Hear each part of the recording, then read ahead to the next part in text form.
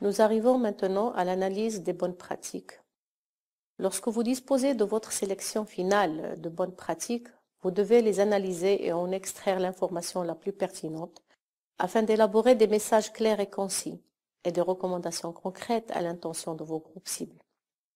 Pour chaque bonne pratique, nous vous recommandons d'examiner en tant que groupe les questions suivantes. Quels ont été les changements les plus significatifs? Quels ont été les facteurs clés du succès? Lequel de vos groupes cibles est le plus concerné par la bonne pratique et de quelle façon? Quels sont les messages clés qui découlent de cette bonne pratique? Quelles sont les recommandations pratiques que vos groupes cibles pourraient adopter pour essayer de reproduire et d'adapter cette bonne pratique? Il existe plusieurs façons d'y parvenir. D'expérience, nous vous suggérons de structurer l'analyse directive concernant les messages clés. Pensez à chaque bonne pratique comme une étude de cas unique en soi, c'est-à-dire séparément des autres bonnes pratiques et de votre publication finale.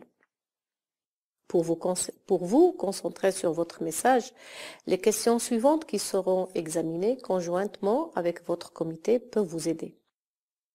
À savoir, qu'est-ce que vous essayez de communiquer à travers cette bonne pratique?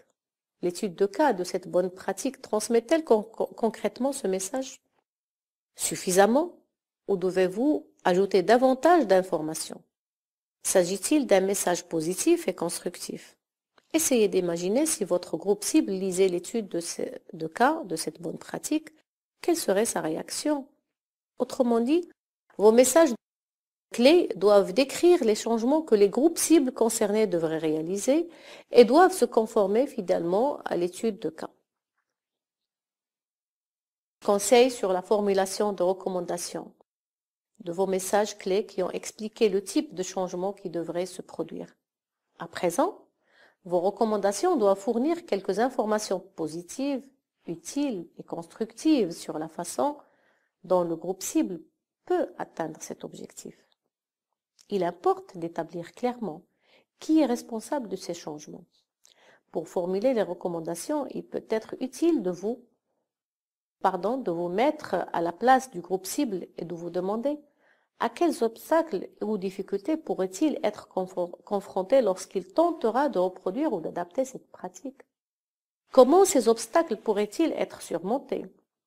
Vos recommandations devraient en décrire les premières mesures concrètes, même modestes, que le groupe cible pourrait entreprendre pour tenter de reproduire ce succès.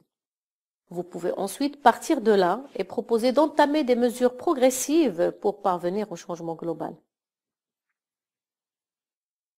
Ainsi, il est possible de concevoir des recommandations comme étant des indicateurs de progrès, des jalons qui révèlent comment les objectifs progressifs progressent en direction du changement. À l'aide de vos recommandations, vous tentez de décrire, en termes pratiques, les transitions progressives que le groupe cible peut réaliser pour produire un changement.